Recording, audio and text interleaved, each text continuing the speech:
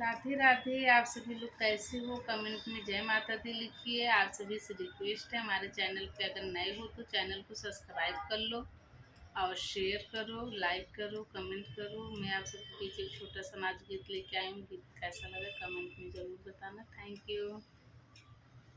बिजुली बाती के रोशनिया हमरे डरिया लागे ना।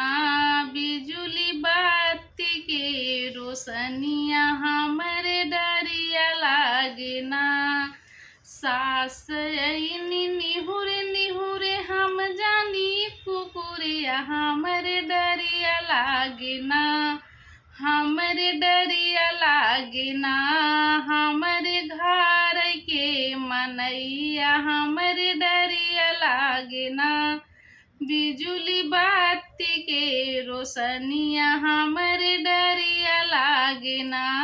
बिजुली बाती के रोशनिया हमरे डरिया लागे ना। जेठनी ऐनी निहुरे निहुरे हम जानी बिलरिया हमरे डरिया लागे ना। हमरे डरिया लागे ना। हमरे घर के मनैया हमरे डरिया लागे ना।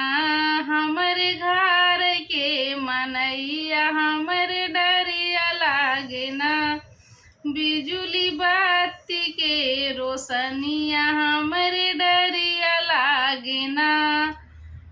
ननदी ऐनी निहुरे निहुरे हम जानी चोटिनिया हमरे डरिया लागे ना। हमरे डरिया लागे ना। हमरे घर के मनैया हमरे डरिया लागे ना। बिजुली बाती के रोशनिया हमरे डरिया लागे ना।